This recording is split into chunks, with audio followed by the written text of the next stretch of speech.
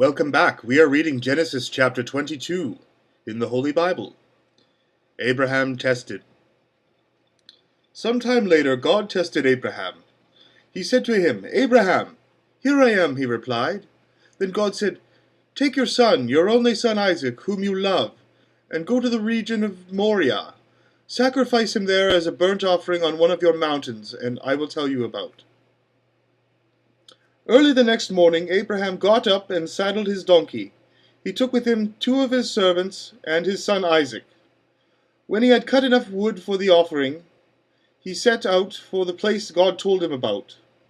On the 3rd day Abraham looked up and saw the place in the distance. He said to his servants, "Stay here with the donkeys while I and the boy go over there. We will worship then, and then we will come back to you." Abraham took the wood for his burnt offering and placed it on his son Isaac, and he himself carried the fire and the knife. As the 2 of them went on together, Isaac spoke up and said to his father, "Abraham, father." "Yes, my son," Abraham replied. "The fire and wood are there," Isaac said, "but where is the lamb for the burnt offering?" Abraham answered, "God himself will provide the lamb for the burnt offering, my son."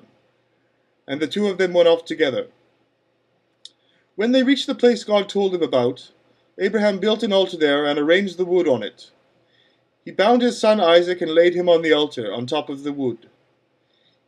He then reached out his hand and took the knife to slay his son. But the angel of the Lord called out to him from heaven and said, "Abraham, Abraham."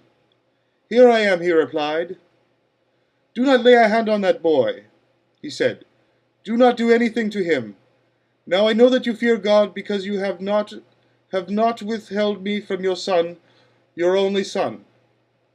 Abraham looked up, and there in the thicket he saw a ram caught up by its thorns. He went over and took the ram and sacrificed it as a burnt offering instead of his son. So Abraham called that place, the Lord will provide. And to this day it is said, "On the mountain of the Lord it will be provided." The angel of the Lord called to Abraham from heaven a second time and said, "I swear by myself, declares the Lord, that because you have done this and have not withheld your son, your only son, I will surely bless you and make your descendants as numerous as the stars in the sky and as the sand on the seashore.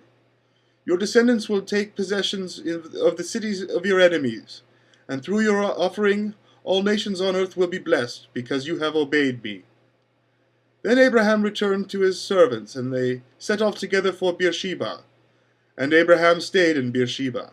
Nahor's sons. Some time later Abraham was told, "Milcah is also a mother. She has borne sons to your brother Nahor. Uz the firstborn, Buz the brother, Kemuel the father of Aram, Kesed, Hazo, Pildash, Jidlaph, and Bethuel. Bethuel became the father of Rebekah.